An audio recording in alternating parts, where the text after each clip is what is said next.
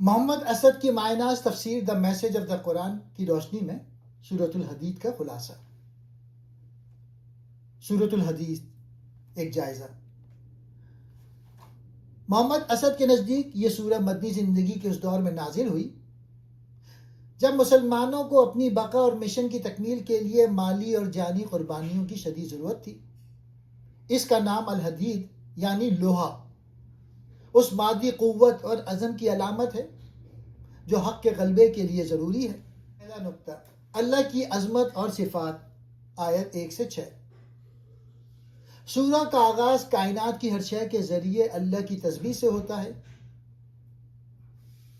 محمد اسد ان آیات میں اللہ تعالیٰ کی 4 صفات پر خاص زور دیتے ہیں۔ اول اور آخر، وہ جو سب سے پہلے تھا اور سب کے بعد رہے گا۔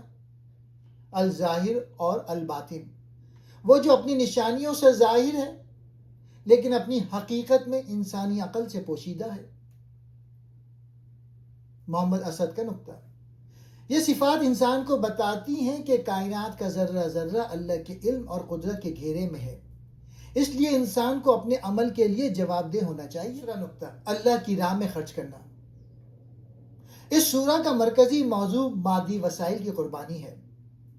اللہ تعالیٰ فرماتا ہے کہ جو کچھ تمہارے پاس ہے وہ دراصل اللہ کی امانت ہے، تم اس کے جانشین ہو۔ قرض حسنہ، اللہ کی راہ میں خرچ کرنے کو قرض حسنہ، خوبصورت قرض کہا گیا ہے جسے اللہ کئی گنا بڑھا کر واپس کرے گا۔ وقت کی اہمیت، فتح مکہ سے پہلے مشکل وقت میں خرچ کرنے والوں کا درجہ بعد میں خرچ کرنے والوں سے کہیں زیادہ ہے۔ تیسرا نقطہ، نور اور تاریکی، آیت 12 سے 15۔ قیامت کے دن مومنوں کا نور ان کے آگے اور دائیں طرف دوڑ رہا ہوگا۔ منافقین کا حال، منافقین اس نور سے محروم ہوں گے اور مومنوں سے روشنی مانگیں گے، لیکن ان کے درمیان ایک دیوار حائل کر دی جائے گی۔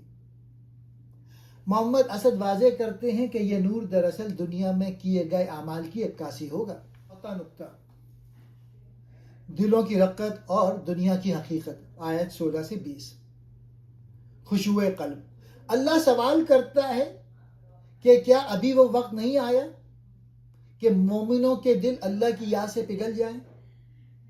یہ ان لوگوں کے لیے تنبیہ ہے جو طویل عرصہ گزارنے پر روحانی طور پر سست پڑ جاتے ہیں۔